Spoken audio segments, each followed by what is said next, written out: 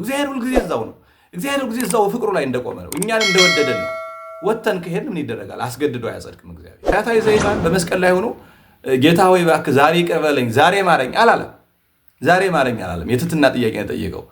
ተዘከረኒ እግዚኦ አመ ትመጽእ በመንግሥትከ፣ ጌታ ሆይ በመንግስት መጣ ጊዜ ያን ያስበኛል፣ ያን ያስበኝ ትህትና ስለሆነ ዛሬ ከኔ ጋር በገነት ትኖራለህ። የኢትዮጵያ ኦርቶዶክስ ተዋሕዶ ቤተክርስቲያን ለእያንዳንዱ ምእመን ሌሎችም ያህት ያደርጋሉ። ያህታ ቤተክርስቲያናት የንስሐ አባት የመደበችው የግል ሐኪም መመደቧ ነው። በነፃ ሰው ሲታመም ነው የሚታከመው። አብይ ጾም ላይ የበደለ ሰው ወዲያውኑ መናዘዝ ነው።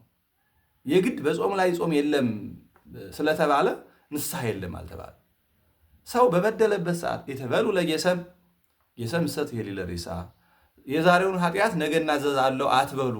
ነገ ደግሞ ሌላ በደል ሊኖር ይችላል፣ ወይም ደግሞ ሌላ ትሩፋት ትሰሩበታላችሁ ነገር ተብሏልና በበደልንበት ሰዓት ሄደን መናዘዝ ነው። ከዛ አንድ ነው ብሎ እግዚአብሔር እንደማይንቅ ከ100 በጎች አንድ በግ ሲጠፋ እረኛው ፍለጋ መሄዱን ምሳሌ አድርጎ ተናግሯል። ይሄ እግዚአብሔር ለአንድ ሰው የሚሰጠውን ዋጋ ለማመልከት ነው። ወደ ልቡ መመለሱ የሚታወቀው ንስሐ በመግባቱ ነው። አንድ ክርስቲያን ወደ ልቡ መመለሱ የሚታወቀው ንስሐ በመግባቱ ነው። ልክ ልጁን አፍቆ ሩቅ አገሩ ሲመጣ አባት አልቅሶ እቅፍ እንደሚያደርገው እግዚአብሔር ንስሐ የሚገቡ ሰዎችን እንደዛ ነው በፍጹም ፍቅር እቅፍ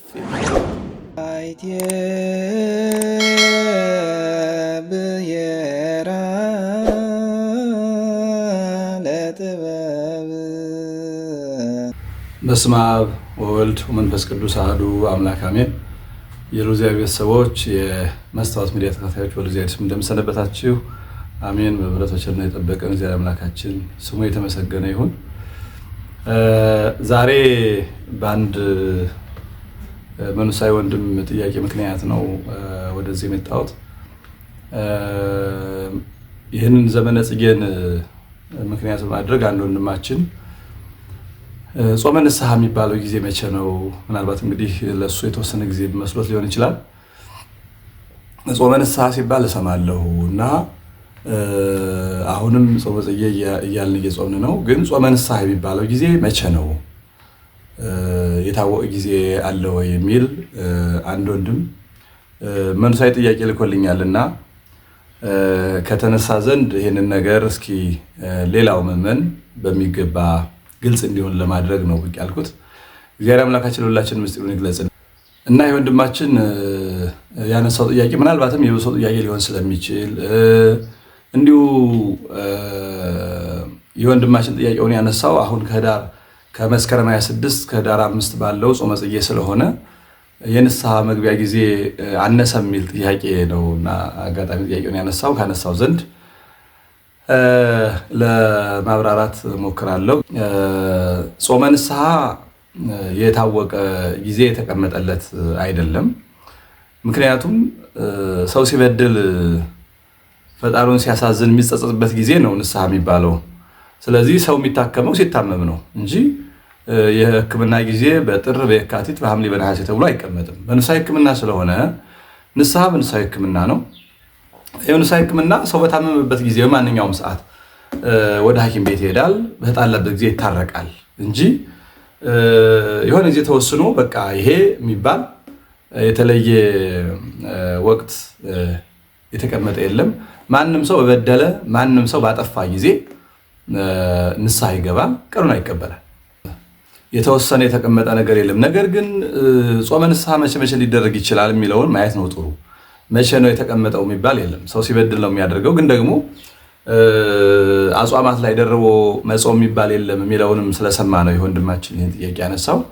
እርግጥ ነው አጽዋማት ላይ ጾም አይደረብም። ግን በቂ የሆኑ ለጾመ ንስሐ የሚሆኑ ጊዜዎችም አሉ።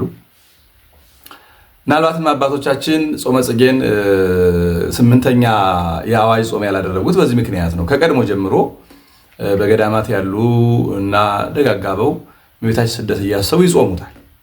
ነገር ግን የአዋጅ ጾም አይደለም፣ የግዴታ ጾም አይደለም እስካሁን ድረስ።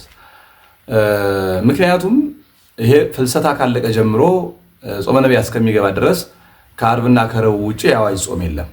ይሄ ጊዜ እንግዲህ ዋና የጾመ ንስሐ ጊዜ ነው። በትክክል የጾመ ንስሐ ጊዜ ሰፊ ጊዜ ያለው እዚህ ላይ ነው። ጾመ ፍልሰታ እመቤታችን ነሐሴ 16 ቀን ካለቀ ጀምሮ እስከ ህዳር 15 ድረስ ከዓርብና ከረቡዕ ውጭ ሌላ የአዋጅ ጾም የለም። የአዋጅ ጾም ስለሌለ ይሄ የንስሐ ጊዜ ነው። ቅድም እንዳልኩት ለዚህ ነው መሀል ላይ እመቤታችን ስደት የምታስብበትን ጊዜ ብዙ ገዳማውያን እና በምዕመናን ቢጾሙትም ቤተክርስቲያን የአዋጅ ጾም ያላደረገችው ይሄኛው ምዕመናን የንስሐ ጾም ተቀብለው የሚጾሙበት ጊዜም ጭምር ስለሆነ ምናልባትም የንስሐ ጾም ሊሰፋም ሊጠብም ይችላል። ወራትንም የሚያስቆጥር ሊሆን ይችላል።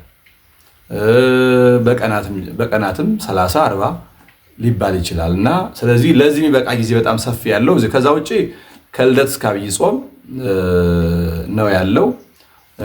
ከዛ በኋላ ደግሞ ከሐምሌ 5 እስከ ነሐሴ 1 ናቸው። እነዛ ጠባብ ጊዜዎች ናቸው። ምናልባት ዐቢይ ጾም ወደ መጋቢት ሄድ ሲል ከልደት እስከ ዐቢይ ጾም ያለው ጊዜ ትንሽ ሰፋ ይላል። በጣም የተስተካከለ የማይናወጠው ሰፊው ጊዜ ግን ከነሐሴ 16 ጀምሮ እስከ ህዳር 15 ያለው በብዛት ምዕመናን የንስሐ ጾም የሚጾሙበት ጊዜ ነው። ነገ አሁን ጾመ ነቢያትም ሊመጣ ስለሆነ ምዕመናን ንስሐ ገብተው በጾሙ ሰዓት አይደለም። በጾም ሰዓት ንስሐ የሚገባው እዛው በጾሙ ሰዓት ለበደልነው ነው እንጂ የዛሬውን ግን ቀድመን ዛሬ ተቀብለን ጾሙን ጾመን ተዘጋጅተን ጾሙ ሲመጣ የአዋጅ ጾም ሲመጣ ስጋው ደግሞ መቀበል። አሁን የአዋጅ ጾም በሌለበት ሰዓት ግን የንስሐ ጾም መጾም ነው የሚገባው። እንደው ከተነሳ ዘንድ ግን ንስሐን ፎርሙላ እንዳናደርገው ዝም ብሎ የሆነ ነገር ማድረግ ለቄሱ መንገር እንደዚህ መናዘዝ የሚል ብቻ እንዳይሆን ግን ንስሐ ምንድን ነው እግረ መንገዱን ከተነሳ ዘንድ የወንድማችን ጥሩ ሐሳብ ነው ያመጣው። አሁን ንስሐ በጣም ይጎለናል። በነገራችን ላይ ንስሐ እንገባለን የምንልም ሰዎች እንደ ፎርማሊቲ አድርገነዋል። በቃ ቄስ ማግኘት ኃጢአታችን መናዘዝ ሪፖርት ማድረግ ቀለል አድርገን እንደዛ አይነት አይደለም። ንስሐ መጸጸት፣ ማዘን፣ መሰበር ማለት ነው።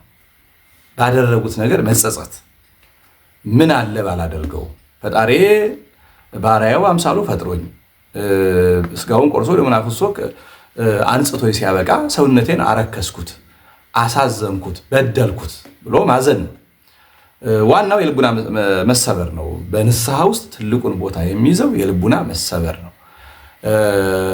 አንዳንዶች አሁን በዚህ ዘመን አወቅን ብለው ሰው የበደል ስሜት ሊሰማው አይገባም የሚል በጣም ከፍተኛ የሆነ የንስሐ ተቃራኒ የሚያስተምሩ ሰዎች አሉ። ሰለጠን በሚል ስሜት አንድ ሰው የበደለኝነት ስሜት የጥፋተኝነት ስሜት ሊሰማው አይገባም የሚል ከመጽሐፍ ቅዱስ ከቃለ እግዚአብሔር ተቃራኒ የሆነ ትምህርት የሚያመጡ ሰዎች አሉ። የንስሐ ትልቁ ነገር ግን በደልን ማወቅ፣ ምረረ ገሃነመ እሳትን ጣዕመ መንግሥተ ሰማያትን ማሰብ፣ መጸጸት፣ በምን ቀን እንዲህ አደረግኩ ብሎ ጥፋትን ማመን፣ ማወቅ፣ ራስን ማዋረድ ማለት ነው። ይሄ እንዲህ ያለው ለንስሐ የሚሆን ሐዘን በጣም የተፈቀደ ሐዘን፣ ጠቃሚ ሐዘን ነው። በምድራዊ ነገር አጣሁ እንዲሆንኩ እንዲያሆንኩ ብሎ የሚታዘነው ሐዘን ነው እንጂ የማይፈቀደው ኃጢአትን አስቦ በደልን አስቦ ፈጣሪን አሳዘንኩት ብሎ ማልቀስ በጣም ጠቃሚ የተፈቀደ ሐዘን ነው። ለዛ ነው ወንጌል ብፁዓን እለ ይላህው ይዜ ዛሬ በደላቸውን ኃጢአታቸውን አስበው የሚያዝኑ የሚያለቅሱ ሰዎች ብፁዓን ናቸው ኋላ ይጽናናሉ በመንግሥተ ሰማያት ብሏልና የንስሐ ትልቁ ነገር ማዘን መጸጸት ነው።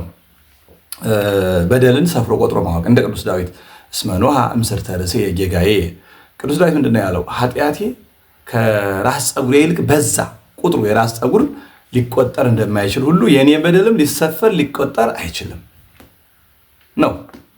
የንስሐ ዋናው የመጀመሪያው ጉዳይ ይሄ ነው። ይህን በደንብ የሚገባ ከልብ ከአንደበት እንደው እኔ በደለኛ ነኝ አጥፍቻለሁ ያለምንም እንባ ያለምንም ልቡና መሰበር ዝም ብሎ በአንደበት ትሁት ለመምሰል ተነሳይ ለመምሰል መሞከር ምንም ዋጋ የለውም። ራስን ማታለል ነው የሚሆነው።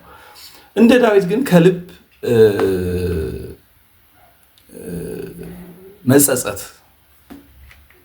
እና ሕጽበኒ ወአንጽሐኒ እምኃጢአቴ ወአበሳየኒ አንጽሐኒ እስመ ለልየ አእምር ጌጋዬ።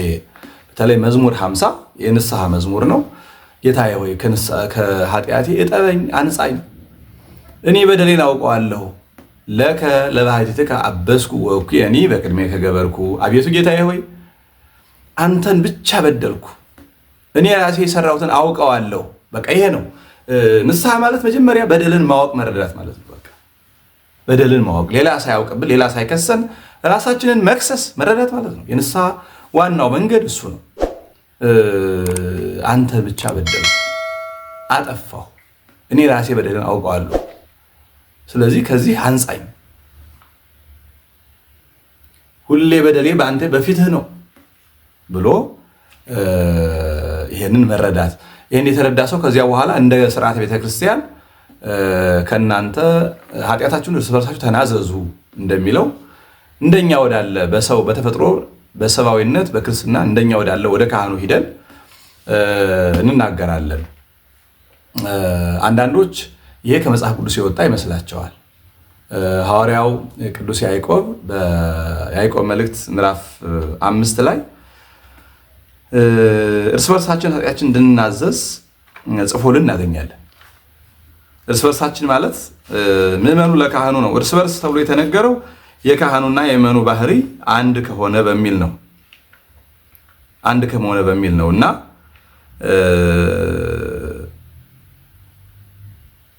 የመከራን የኃጢአትንም በሚዘረዝርበት ምዕራፍ 5 ቁጥር 13 ላይ ከእናንተ መከራ የሚቀበል ማንም ቢኖር እርሱ ይጸልይ፣ ደስ የሚለው ማንም ቢኖር እርሱ ይዘምር፣ ከእናንተ የታመመ ማንም ቢኖር ቤተክርስቲያንን ሽማግሌዎች ወደ እርሱ ይጥራ፣ በጌታም ስም ዘይት ቀብተው ይጸልዩለት፣ የእምነትም ጸሎት ድውዩን ያድናል፣ ጌታም ያስነሳዋል። ኃጢአትም ሰርቶ እንደሆነ ይሰረይለታል። ኃጢአት ሰርቶ ይጸልይ፣ አሁን ራሱ ይጸልይ ምናምን አላለም። አንዳንድ መናፍቃን ይሄንን ለማጣም እንደውም ሰሞኑን እያየው ነበር። አንድ ሰው ለመልሶ ጽድቅ መልስ ሰጠሁ ብሎ ከመልሶ ጽድቅ እንደስተታ ወጣው ያለው ምንድነው? አንድ ሰው ኃጢአቱን ለካህን መናገር አለበት የሚለው ስህተት ነው፣ መጽሐፍ ቅዱስ አይደለም ብሎ ነው ያመጣው። ነገር ግን የበደለ የስጋ የነፍስ ደዌ ያለበት ቢሆን ለቤተክርስቲያን አበው ሽማግሌዎች፣ ቀሳውስት ማለት ነው፣ የግሪኩ ቀሳውስት ነው ሽማግሌ ተብሎ የተተረጎመው፣ ለእነሱ ይንገር፣ እነሱ ይጸልዩለት ነው የሚለው። ኃጢአትን ሰርቶ እንደሆነ ይሰረይለታል፣ እርስ በርሳችሁ በኃጢአታችሁ ተናዘዙ ይላል። ሰው እርስ በርስ ያሰኘው እኔም ሰው ነኝ፣ ካህኑም ሰው ነው። ሰው ለሰው መንገሩን ነው። ታዲያ ይሄ ለካህን መሆኑ በምን ይታወቃል? ለካህን መሆኑ የሚታወቀው ጌታችን በዕለተ ትንሣኤ ለሐዋርያት በዝግ ደጅ በተገለጸላቸው ጊዜ ይህንን ነግሯቸዋል። ወይም ስልጣነ ክህነትን በሾማቸው ጊዜ ምንድን ነው ያላቸው? በዮሐንስ ወንጌል ምዕራፍ 20 ከቁጥር 21 ጀምሮ ምንድን ነው የሚለው? ኢየሱስም ዳግመኛ ሰላም ለእናንተ ይሁን፣ አብ እንደላከኝ እኔ ደግሞ እልካችኋለሁ አላቸው። አብ እንደላከኝ፣ አብ የላከው ለምንድን ነው? የዓለምን ኃጢአት እንዲያስተሰርይ ነው አይደለ? የዓለሙን ኃጢአት የሚያስወግድ የእግዚአብሔር በግ እነሆ ብሎ ነው የላከው። ዮሐንስ ነግሮናል። ስለዚህ አብ እንደላከኝ እኔ ደግሞ እልካችኋለሁ። ይህንም ብሎ እፍ አለባቸውና መንፈስ ቅዱስን ተቀበሉ፣ ኃጢአታቸውን ይቅር ያላችኋቸው ይቀርላቸዋል፣ የያዛችሁባቸውም ተይዞባቸዋል አላቸው ይላል።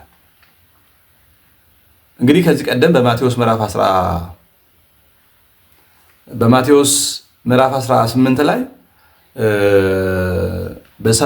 በምድር ያሰራችሁ በሰማይ እየታሰረ በምድር የፈታችሁ በሰማይ እየተፈታ ይሆናል ብሎ ተናግሮ ነበረ። ከዚህ ደግሞ ኃጢአታችሁን ይቅር ያላችኋቸው ይቀርላቸዋል፣ የያዛችሁባቸው ይያዝባቸዋል አለ። ስለዚህ እርስ በርሳችሁ ተናዘዙ የሚለው ለሚያስሩ ለሚፈቱት ነው ማለት ነው። መፍታት ማሰር ለሁሉ አልተሰጠም። ለካህናት ለሐዋርያትና ሐዋርያትን መስለው ለሚመጡ ነው። እንግዲህ ስርዓት ባላት በጥንታዊቷ ሐዋርያዊ ክትትሏ ሐዋርያዊ ክህነቷ ባልተቋረጠችው ቤተክርስቲያን፣ በእውነተኛዋ ቤተክርስቲያን ኃጢአትን መናዘዝ የሚገባው ለካህኑ ነው። የማሰር የመፍታት ስልጣን ላለው እፍ ተብሎ ጸጋ መንፈስ ቅዱስን ለተቀበለ ማለት ነውና ለካህኑ እንደሆነ በዚህ እናውቃለን። ስለዚህ ኑዛዜ የሚደረገው ለካህን ነው ማለት ነው። ዋናው ነገር ምንድነው? ከዛ በኋላ ያው እንትኑ ይታወቃል። አንድ ሰው ይጸጸታል። ከተጸጸተ በኋላ እግዚአብሔር ያውቅብኛል፣ ይሰማብኛል ብሎ እግዚአብሔርን ከፊቱ ባለው ካህን አማካይነት ለእግዚአብሔር ይናገራል። ኑዛዜው እኮ ለካህኑ ብቻ አይደለም። ካህኑ ታዛቢ ነው። ሰው ስለሆነ የሰው ልጅ ሰው ሲታዘበው በጣም ይፈራልና አንደኛ በሰማይ ከማፈር በምድር ማፈር ስለሚገባ ካህኑ ታዛቢ ሆኖ ራሴን ለእግዚአብሔር ነው የምከሰው በካህኑ አማካኝነት። ካህኑ ታዛቢ፣ እግዚአብሔር ነው ዳኛው። ከዛ በኋላ ካህኑ ደግሞ ያንን ኑዛዜ ሰምቶ የሚገባውን ቀኑና ይሰጠዋል። ስለዚህ የመጀመሪያው ጉዳይ መናዘዝ የመጀመሪያው መጸጸት ነው። የተጸጸተ ሂዶ ይናዘዛል። እንግዲህ ህመም ስሜት ህመምን መረዳት ማለት መጸጸት ማለት በቃ አሞኛል ማለት ነው። እዚህ ጋር ይሄ ይሰማኛል፣ አሞኛል፣ ይሄ መጸጸት ነው። አመመኝ ካለ አንድ ሰው ወደ ሐኪም ቤት ነው የሚሄደው። ስለዚህ ወደ ካህኑ ወደ ቤተክርስቲያን ይሄዳል። ሐኪም ቤት የሄደ ሰው ዶክተር ጋር ይገናኛል፣ ካህኑ ጋር ይገናኛል። ካህኑ ጋር ተገናኝቶ ቀጥታ የሚሰማውን ስሜት መቼ እንደጀመረው ህመሙን በሙሉ ለዶክተሩ ያስረዳል። ምዕመናንም ተነሳያንም በደል ነው ያሉትን ትዝ የሚላቸውን በሙሉ ዝርዝር አድርገው ለካህኑ እግዚአብሔርን አሳዝኘዋለሁ ብለው ልክ ስጋዊ ህመም የታመመ ሰው ህመሙን ስሜቱን እንዲህ ጠዘጥዘኛል እንዲህ ያሰቃየኛል ብሎ ለዶክተሩ እንደሚነግረው ተነሳዩም ከልቡናው ተጸጽቶ አዝኖ ከእንባ ጋር ለካህኑ ይነግረዋል። ከዚህ በኋላ ካህኑ መድኃኒት ነው የሚያደርግለት። ይሄ መድኃኒት ምንድነው? እንግዲህ ንስሐ ነው። ቀኖና፣ ጾም፣ ጸሎት ወዝንቱ ዘመድ እየወጽእ ዘእንበለ በጾም በጸሎት እንዲህ ያለው እየዋለ እያደረ አብሮ ኑሮ ኃጢአት የሚያሰራ ጋኔን ያለ ጾም ያለ ጸሎት አይወጣም ብሎ ጌታችን በማቴዎስ 19 ላይ እንደተናገረው ነቢዩ ዳንኤልም ናቡከደነጾርን ኃጢአት እንዲሰረይልህ ምጽዋት ስጥ፣ ኃጢአት ግን በምጽዋት ሸፍናት እንዳለው ቀኖናው ምጽዋት፣ ጾም፣ ጸሎት፣ ስግደት ወይም ደግሞ ሌላ አባትየው የሰውየውን ሁኔታ የተናዘዘውን ሁኔታ አይቶ ይሰጠዋል። እነዚህ መድኃኒት ናቸው። ጾም ተፈውስ ቁስለ ነፍስ፣ ጾም የነፍስን ቁስል ትፈውሳለች። ወታጸምም ኩሎ ፍቶታተ ዘሥጋ፣ የስጋን ፍላጎቶች በሙሉ ጸጥ ታጠፋቸዋለች። ተምህሮሙ ለወራዙት ጽሙና፣ ብር የሚሉትን ለኃጢአት የሚሮሩትን ወጣቶች መረጋጋትን ታስተምራቸዋለች ይላል መጽሐፍ። ስለዚህ በዚያ መንገድ እነዚህ መድኃኒቶች ይሰጡታል ለተነሳዩ። በእውነቱ ቤተክርስቲያን መንፈሳዊት መሆኗ የሚታወቀው በዚህ ነው። ለመንፈሳዊ በሽታው መንፈሳዊ መድኃኒት ታዛለች። ጾምን፣ ጸሎትን፣ ስግደትን፣ ምጽዋትን እነዚህና ሌሎችንም ታዛለች ማለት ነው። ከዚያ ሲጨርስ ያው ፍትሐት ነው፣ እግዚአብሔር ይፍታ ይባላል። ታዲያ ይሄ የሚሰጠው ጠቀሜታ ምንድን ነው? ንስሐን ቀለል አድርገን ልናየው አይገባም። ንስሐን በሚገባ መረዳት የፈለገ ሰው የሉቃስ ወንጌል ምዕራፍ 15ን ማንበብ ነው። በተለይ ከቁጥር 3 ጀምሮ ያለው ጌታችን በሉቃስ ወንጌል 3 ምሳሌዎችን አስቀምጧል። ምዕራፍ 15 ቁጥር 3 ላይ ስለጠፋው በግ፣ አንድ ሰው 100 በጎች አሉት። ከ100 በጎቹ አንዱ ተነጥሎ ቢጠፋ በቃ 99 አሉኝ ብሎ አርፎ አይቀመጥም። ምሳሌ ሲያስተምር 99ን ቦታ አስቀምጦ የጠፋውን ፍለጋ ይሄዳል። እግዚአብሔር እልፍ አእላፍ ነገደ መላእክት እያሉት የሰው ልጅ ሲጠፋ 99 ነገደ መላእክት ትቶ ፍለጋ መጥቷል ካለ በኋላ መጨረሻ ላይ ምን ይላል? በክብር ሳይበድሉ ከሚኖሩ ከብዙ ጻድቃን ይልቅ በአንድ ኃጢአተኛ መመለስ በሰማያት ታላቅ ደስታ ይደረጋል። ታላቅ ደስታ ይደረጋል። እንዲሁም የኛ ሰው ያንጓጥጣል። በእውነቱ ንስሐ የሚገባ ሰው ስናይ ማንጓጠጥ የለም። ትናንት እኮ እንዲህ ነበረች፣ አናውቃትም፣ ትናንት እኮ እንዲህ ነበር አይባልም። እግዚአብሔር እኮ እንደዛ አይልም። እኛ ማን ይሉናል? እኛ ከሳሾች። መመለሱ ያስደስታል እንጂ የቀድሞውን እያነሱ መክሰስ አይገባም። ሰው ንስሐ ገብቶ ከበደሉ ተመልሶ ከገባበት የኃጢአት አረንቋ ሲመለስ ሁላችንም መደሰት ነው። መላእክት እየተደሰቱ እግዚአብሔር እየተደሰተ እኛ ምን አስከፋን? ከኛ ምን ይቀነስብናል? አይንከኑ ሐማሚ አለ ጌታችን በምሳሌ ሲያስተምር። ጠዋት ላይ ለወይኑ ሰራተኛ ቀጠረ አንድ ሰው። 3 ሰዓት ላይ ቀጠረ፣ 6 ሰዓት ላይ ቀጠረ፣ 9 ሰዓት ላይ ቀጠረ። 11 ሰዓት ላይ ስራ ሳይጀምሩ ስራ ፈተው የዋሉ አግኝቶ ቀጠራቸው ይላል። ለምንድነው እስካሁን ድረስ ስራ ፈታቸው ያላችሁት ብሎ ወስዶ በሉ በቃ ለ1 ሰዓትም ቢሆን ያህል እስከ 12 ሰዓት ባለው ስሩ አላቸው። ሰሩ። ደሞዝ ሲከፍል ከእነሱ ጀመረ፣ እኩል ከፈላቸው። እና ያ ጠዋት የጀመረው እንዴ እኛ እንዴት ስንለፋ ውለን እኩል ይከፈላሉ? አንተ ጋር የተባባልነው በዚህ ነው ያህል ገንዘብ አይደል? አዎ። ልንሰራ የተባባልነው ይሄን ያህል ሰዓት አይደል? አዎ። ሰዓት ጨምሬብሃለሁ? አልጨመርክብኝም። ገንዘብ ቀንሼብሃለሁ? አልቀነስክብኝም። ታዲያ እነሱን ብሰጣቸው አንተ ምን ቸገረ? አይን ከኑ ሐማሚ አይን ምቀኛ ናትን አለው ይላል። ይህ ምሳሌ ምንድን ነው? መጀመሪያውን በህፃንነቱ ያመነ ይኖራል ወይ ደግሞ ኃጢአት ሳይሰራ ሁሉ ጊዜ ያገለገለ ይኖራል። ኃጢአት ሰርቶ ኋላ የሚመለስ አለ። ሳያምን ኑሮ ኋላ የሚያምን አለ። ኃጢአት ሰራ በስተመጨረሻ የሚመለስ ግን እግዚአብሔር የሚምረው አለ። እንደ ፈያታዊ ዘይማን የመጨረሻው ህቅታ ምሕረት እግዚአብሔር የሚያገኝ ሰው አለና ይሄን ካደረገኛ ለምን አደረጋ አንልም። ይሄ ነውር ነው በእውነቱ። ይሄ ምቀኝነት ነው። በእግዚአብሔር ስራ መግባት ነው። ስለዚህ ሰዎች እኛ እንደ በደለኛ እንደ ርኩስ እንቆጥራቸው ኑረን እነሱ ሲመለሱ እኛም እንደ መላእክት ልናጨበጭብ ደስ ይለን ነው እንጂ የሚገባው ትናንት አናውቃትም እንዴ ታናውቆም እንዴ አይባልም። ይሄ ራስን ማርከስ ነው። ራስን ማርከስ በእግዚአብሔር ዘንድ ታላቅ ደስታ ይደረጋል ብሎ እግዚአብሔር ለአንድ ሰው የሚሰጠውን ዋጋ በእግዚአብሔር ዘንድ የሚናቅ ነፍስ እኩል ናት። ቁጥሩ አንድ ነው ብሎ እግዚአብሔር እንደማይንቅ ከ100 በጎች አንድ በግ ሲጠፋ እረኛው ፍለጋ መሄዱን ምሳሌ አድርጎ ተናግሯል። ይሄ እግዚአብሔር ለአንድ ሰው የሚሰጠውን ዋጋ ለማመልከት ነው። ቤተክርስቲያንም ምዕመናንም ነገር ቢሄድ አንድ ሰው ቢሄድ ምናምን እንደማይባል ከጌታችን ተምረናል። አይባልም። አንድ ሰው ትልቅ ነው። አንድ ሰው እግዚአብሔር ዘንድ ብዙ ነው። ወበሃቤ የሰፈድፋደ ክቡራን አይሬክቲከ እግዚኦ አለ ቅዱስ ዳዊት። ወዳጆች በእኔ ዘንድ እጅግ ብዙ ናቸው ማለት የአንዱ ሰው ግምት ብዙ ስለሆነ ነው። የአንዱ ሰው ዋጋ በጣም ብዙ ነው። ስለዚህ በእግዚአብሔር ዘንድ አንድ ሰው አይናቅም ብሎ አሳየን። ከዛ ቀጥሎ ከቁጥር 8 ጀምሮ ስለጠፋው ድሪም አንዲት ሰው ሴት ቤቷ የወርቅ ድሪም ጠፍቷት ቤቷን ጠርጋ እቃዋን ሁሉ ፈንቅላ ምን ብላ መብራት አብርታ ለፍታ ጥራ አገኘችው። ስታገኘው እልል ብላ ጎረቤቶቿን ሁሉ ጠርታ የጠፋውን ድሪሜን አገኘሁት ከኔ ጋር ደስ ይበላችሁ አለቻቸው ይላል። አሁን ደግሞ ወርቅ ነው። ተነሳያን በእግዚአብሔር ዘንድ ወርቅ ናቸው። የሰው ልጆች በእግዚአብሔር ዘንድ ወርቅ ናቸው። ወርቅ የከበረ ማዕድን እንደሆነ ሁሉ ወርቅ መሆናቸውን ያሳያል። ዝቅ ብሎ ደግሞ ምን ያመጣል? የጠፋው ልጅ ሲሄድ አባቴ ኋላ ጎጆ ስወጣ ወይም አንተ ስትሞት የሚደርሰኝ ንብረት እንዳለ የታወቀ ነው። ስለዚህ ያኔ የሚደርሰኝን አሁን ስጠኛለሁ። በቃ ሊደርሰው የሚችለውን ሙሉ ገንዘቡን ይዞ ሄደ። ከዛ በኋላ ከዘማውያን ጋራ በላ፣ ጠጣ፣ ዘሞ፣ ተጨፈረ፣ አጠፋው። ከዛ በኋላ የሚበላው አጣ። ሪያ መጠበቅ ተቀጠረ። እዚያም ሆኖ ምግብ አጥቶ ሪያዎች እንግዲህ ሪያ አሳማ ቆሻሻ ነገር ነው የሚበላው እንደምታዩት። እነሱ የሚበሉትን መብላት ሁሉ እስኪመኝ ድረስ ያን እንኳ አጥቶ ማለት ነው። መጨረሻ ግን ወገቡ ልቡ ይላል ወደ ልቡ ተመለሰና በአባቴ ቤት ስንት ናቸው ሰራተኞቹ ተርፏቸው ነው የሚያድሩት፣ እኔ እዚህ በረሃ እሞታለሁ እመለሳለሁ አለ። ወደ ልቡ ሲመለስ ሰው ንስሐ ይገባል።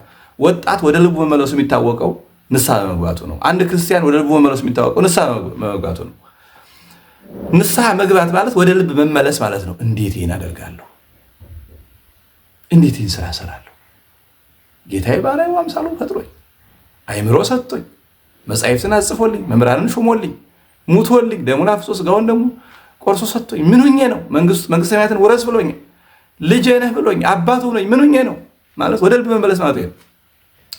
ከዚያ በኋላ ምንድነው ያለው ልጁ? በጣም የንስሐውን ኃይል የምናውቀው አሁን ልመለስና አባቴ ሆይ በፊትህና በሰማይ በምድርና በሰማይ በፊትህ በደልኩ። ከዚህ በኋላ ልጅ ልባል አይገባኝም። ምክንያቱም የልጅነት ድርሻዬ ነው። ርስቴን በሙሉ ወስጄ አጥፍቻለሁ። እሱን አባክኘዋለሁ። ግን ቢያንስ ከሎሌዎች ከአገልጋዮች ከባሪያዎች እንዳንዱ ቁጠረኝና እንጀራ በልቼ ልደርለዋለሁ። በቃ አባቴም ይሄንን ብሎ ሄደ። የልጁ ውሳኔ በጣም ጥሩ ነው።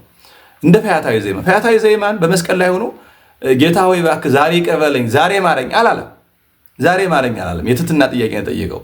ተዘከረኒ እግዚኦ አመ ተበጽሐ መንግሥትከ፣ ጌታ ሆይ በመንግስት መጣ ጊዜ ያን ያስበኝ ትህትና ስለሆነ ዛሬ ከኔ ጋር በገነት ትኖራለህ አለ። ንስሐ ነው። በፍጹም ንስሐ ፎርማሊቲ ማሟላት አይደለም። በቃ መሄድ ለካህን መንገድ በቃ ተናዘ አይደለም። ከልብ ተሰብሮ በትህትና ሆኖ በቃ ጌታ አይጥለኝም አባቴ አይጥለኝም ብሎ ለእግዚአብሔር መውደቅ ማለት ነው። ይህም ልጅ ምንድነው ያለው? ከባሪያዎች እንዳንዱ ልጅ ልባል አይገባኝም፣ እሱ ራሴ አጥፍቼዋለሁ፣ ከባሪያዎች እንዳንዱ ቁጠረኝ እለዋለሁ ብሎ ሄደ። ሲሄድ አባትየው በርቀት ባየው ጊዜ አዘነለት ብሎ ነው የሚጀምረው። በርቀት ባየው ጊዜ አዘነለት። ገንዘቤን ወስዶ ርስት ጉልቱን ሽጦ በልቶ አባክኖ ባዶውን መጣ ምናምን የታደረስከው ምናምን አላለም። ሲመጣ አዘነለት። ሲያዩት በጣም ተጎሳቁሏል፣ መልኩ ጠፍቷል። ሲራብ ነው የከረመው። ሪያ ጠባቂ ሆኖ ልብሱ አልቋል። እንዳለ ተለዋውጧል። የሚያውቀው የልጁ ለዛ ጠፍቷል። እና አባትየው አሁን ትኩረቱ ጉዳቱ ላይ ነው። እግዚአብሔር እንደኛ አይደለም። አሁን እግዚአብሔርን ስንበድለው ኃጢአት ስንሰራ እሱም እንደኛ ሊያጠፋን የሚዘጋጅ ይመስላል። አንዳንዶቻችን ንስሐ መግባትን ዕለታዊ ጥፋት እግዚአብሔር እንዳይቀስፈን ይመስላል። አይደለም። እግዚአብሔር ስንበድለው ራሱ ይወደናል። የጠፋው ልጅ አባትየው እኮ አልሄደም፣ ልጁ ነው። አባትየው አላባረረውም፣ ልጁ ነው ወጥቶ ሄደው። እግዚአብሔር ሁልጊዜ እዛው ነው። እግዚአብሔር ሁልጊዜ እዛው ፍቅሩ ላይ እንደቆመ ነው። እኛን እንደወደደን ነው። ወጥተን ከሄድን ምን ይደረጋል? አስገድዶ አያጸድቅም። እግዚአብሔር እዛው በፍቅሩ እንደጸና ነው። የንስሐ ትልቁ ተስፋዬ ነው። ስንበድል ኃጢአት ስንሰራ እንደወደደን ነው እግዚአብሔር። አሁን እኛ ብዙ ጊዜ ብዙ ኃጢአት ሰራን ብለን ስናስብ በቃ እኔን እግዚአብሔር ይቅር አይለኝም፣ እኔ በደለኛ ነኝ ሚሉ ወንድሞች እህቶች ይገኛሉ። በተለይ አንዳንድ እህቶች በዚህ በሴተኛ አዳሪነት ይኖሩና እኔ እግዚአብሔር ይቅር አይለኝም፣ ለምሕረቱ የምገባ አይደለሁም። ትትናው ጥሩ ነው። እግዚአብሔር ግን በየትኛውም የርኩሰት ቦታ ያሉትን ሰዎች እንደወደዳቸው ነው። እንደወደዳቸው ይመለሳሉ ብሎ ተስፋ ያደርጋል፣ ይጠብቃል። ፍቅሩ አይለወጥም የእግዚአብሔር። ስለዚህ ያ የጠፋው ልጅ ሲመጣ ስላጠፋው ገንዘብ አላሰበም። አባትየው አዘነለት። መጎሳቆሉ አሳዘነ። ልብስ አምጡ፣ ገላውን እጠቡት፣ ልብሱን አልብሱ፣ ቀለበት አድርጉለት፣ ጫማ አድርጉለት፣ ፍሪዳ ረዱ፣ ደግሱ፣ እንብላ፣ እንጠጣ፣ ደስ ይበለን። ጠፍቶ ነበርና ተገኝቷል። ሞተ ስንል ድኖልናል። ስለዚህ ደስ ይበለን አለ። ይሄንን ነው ማቴዎስ ላይ ማን ነው መጀመሪያው ምሳሌ ላይ ቁጥር 7 ላይ አንድ ኃጢአተኛ ንስሐ ሲገባ በሰማያት ህላ ደስታ ይደረጋል ይላል። ማቴዎስ ምዕራፍ 18ም የንስሐ ምዕራፍ ነው። ስለ ንስሐ በሚገባ ገልጿል። እና አሁን ትልቁ የንስሐ መግባት ትልቁ ተስፋ ይሄ ነው። አሁን እኛ ንስሐ ስንገባ እግዚአብሔር እኔ ይቅር አልልም፣ እባክህ አልፈልግህም፣ እንዲህ አድርገኸኝ፣ ልክ ታረቅ አልታረቅም እንደሚለው እንደኛ አሁን እኛ እንኳን አይደለም የሩቅ ሰው ወንድም ከወንድሙ፣ እህት ከእህቷ፣ አባት ከልጁ፣ ልጅ ከአባቱ፣ ከሚስቱ፣ ሚስት ከባሏ፣ ጎረቤት ከጎረቤት፣ ጓደኛ ታረቅ ሲባል በመከራ ነው። አልታረቅም፣ ይሄን አድርጎኝ፣ ይሄን በድሎኝ፣ እንዲህ አድርጎኝ፣ ወደፊትም እንዲህ ሊያደርገኝ ይችላል፣ እሱን አላምነውም ነው የሚለው። እግዚአብሔር እንደዚህ አይደለም። እግዚአብሔር እኛ መድረስ ነው፣ እሱን ለመለማመጥ አይደለም። አሁን ስንሰግድ፣ ንስሐ ስንገባ፣ ስንጾም፣ ስንጸልይ ጥፋታችንን በትክክል እንድንረዳው ለማድረግ እና ከእሱ እጅ ለመድረስ። እሱ ግን እንዲህ እጁን ዘርግቶ ነው የሚጠብቀን ምንጊዜም። ልጄ መጣ ብሎ ያዝንልናል፣ ሁልጊዜ ያዝንልናል። እያጠፋን ያዝንልናል፣ እየበደልን ያዝንልናል፣ እየረከስን ያዝንልናል። ስለዚህ የተዘረጋ እጅ አለው። የምንሄደው ወደ ተዘረጋ እጁ ወደ እቅፉ መግባት ነው። ወደ ቤትህ በምሕረትህ ብዛት ወደ ቤትህ እገባለሁ። ወአንሰ በብዛ ምሕረትከ እበውእ ቤተከ፣ በምሕረትህ በይቅርታህ እኔ ንስሐ ስገባ ይቅር በማለትህ ወደ ቤትህ እገባለሁ እንዳለው እኛ ወደ ቤቱ እስክንገባ ነው የሚጠብቀን። እቅፍ ነው የሚያደርገን። እቅፍ ልክ ልጁን አፍቆት ረጅም ጊዜ ኑሮ ጠፍቶ ኑሮ ታሞ ኑሮ ሩቅ አገሩ ሲመጣ አባት አልቅሶ እቅፍ እንደሚያደርገው እግዚአብሔር ንስሐ የሚገቡ ሰዎችን እንደዛ ነው በፍጹም ፍቅር እቅፍ የሚያደርጋቸው። ስለዚህ ንስሐን እንደዛ እያሰብን ነው ንስሐ መግባት ያለብን። አባቴ እጁን ዘርግቶ ይጠብቀኛል። አባቴ አይጨክንብኝም። አባቴ እኔ ፍቅሩን አጎደልኩ እንጂ እሱ ፍቅር አይጎልበትም። እንደወደደኝ ነው አሁንም ይፈልገኛል የሚለውን መርሳት የለብንም ንስሐ መንገባ ሰዎች። ስለዚህ አሁንም የሁላችንንም በደል ይቅር ለማለት አሁን የሁላችንንም ቆሻሻ ለማስወገድ አዲስ ልብስ ለማልበስ ለጣታችን ቀለበት ለእግራችን ጫማ ለማድረግ ፍሪዳውን ለመስጠት አባታችን ዝግጁ ነው። ልጅነታችን ያስወሰድነው ልጅነታችን ለመመለስ ልብስ ማለት ይሄ ነው። ሃይማኖታችንን የካድነውን ቀለበት ሃይማኖት ናት። ሃይማኖታችን መልሶ በሃይማኖት ስንመለስ ስናምን ለመቀበል